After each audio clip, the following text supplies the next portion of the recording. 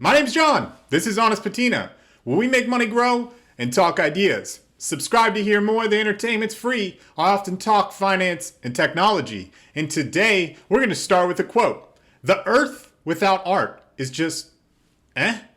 In today's video, we're going to talk about Non Fungible Tokens, or NFTs.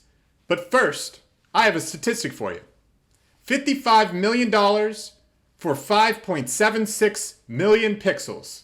That's $9.54 per pixel. Well, as of today, February 15th, 2021, you could buy a basic Netflix subscription with that single pixel and have enough left over to pick up a candy bar at the local corner store. Any idea how small a pixel looks? Well, let's check it out in Photoshop. That's a pixel. Wait, can't see it? That's a Netflix subscription and a candy bar. All right, I'm going to explain shortly why $9.54 is significant. But first, we have to take a dive back into history to understand how we got here. Long before blockchain, computers, or fiat currency, there was trade and commerce.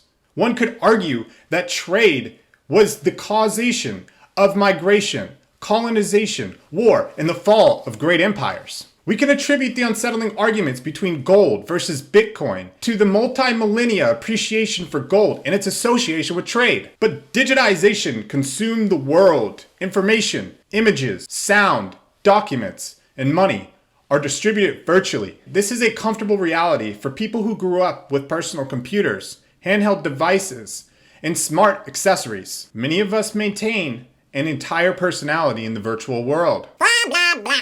Why can't you just explain what NFTs are already? And what's so special about $9.54? Well, like I said in the beginning, NFTs are non-fungible tokens. If you're frustrated with me, just go look it up on Google. They're unique digital assets that are secured by the blockchain. Currently, the most popular use cases for NFTs is art. Mainstream awareness is growing due to the commentary from the likes of Chamath Palihapitiya, Mark Cuban, Gary Vaynerchuk, and Logan Paul. All right, this brings me to my first example.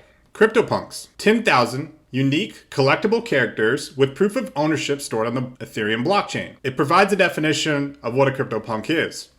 The CryptoPunks are 24 by 24 pixel art images generated algorithmically. Every punk has their own profile page that shows their attributes as well as their ownership, for sale status, and they provide an example. CryptoPunk 4553. You can see its set of accessories: luxurious beard, classic shades, crazy hair, the market status. And we can see here the transaction history. So as of right now, there's an outstanding bid for 0.1 Ethereum, which is the equivalent of $181. Oh my God, check the value out on these. I just navigated to this page called Top Sales by Ether Value. I mean, this was a month ago. This guy, 605 Ethereum, $762,000. Dang. Let's take a look back here. Recent transactions. I mean, all of these are in the 5 digits. These are paint avatars. Like, I could have made this as a child. This $18,000 for this guy? It's making me think the one that we were just looking at was a deal. Let's look at the example. I mean, this crazy person that thinks that they're going to get away with giving 0.1 ETH for this one, they're out of their mind. Yeah, someone's gonna have to come through here and put down like at least 10 grand just to be able to be in the running for this one. Why would the person holding this want to sell it for under $200? That doesn't make any sense. So essentially you buy and hold one of these 10,000 CryptoPunks and yeah, somehow you become a millionaire doing that. Check this out. Overall stats, the number of sales in the last 12 months, 5,138. Average sale price, $11,000. This increased. I was looking at this 4 hours ago. That's where the $9.54 came from. And that's become irrelevant at this point. But now my math's all wrong. I screwed up.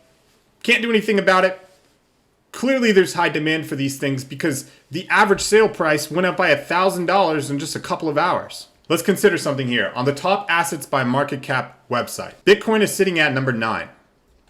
Gold, of course, is sitting at number 1. It's almost 11 times greater in value and market cap. Theoretically, if Bitcoin is on the trajectory of overtaking gold, could the accumulation of all the CryptoPunks become more valuable than the Mona Lisa? What about a single CryptoPunk? So for all you doubters out there who think that a $0 valuation is inevitable, let me show you something. People have been selling video game items and accounts for decades now.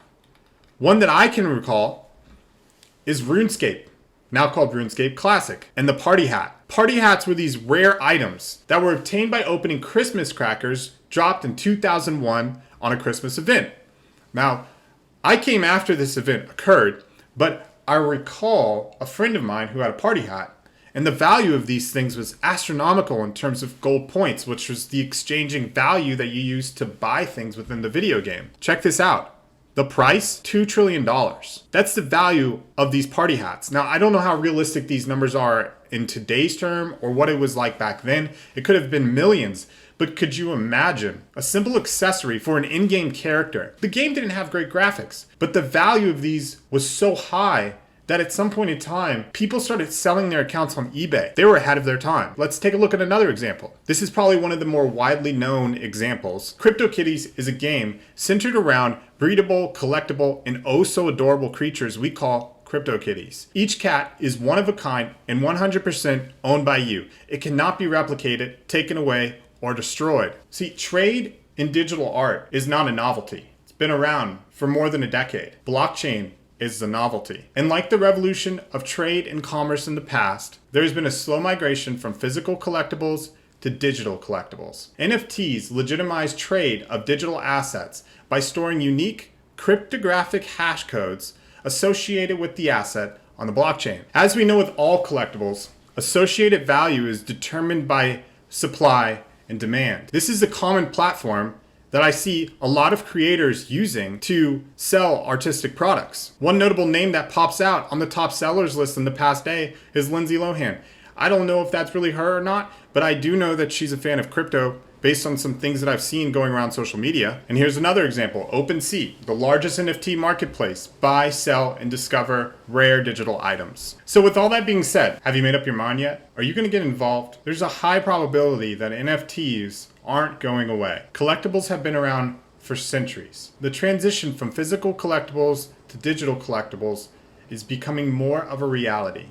Now, it doesn't mean that the former is going to disappear anytime soon, but you're going to see a prevalence of trade being associated with digital assets. I encourage you to explore this space, and if you like what you saw in this video, consider subscribing. Jmart out.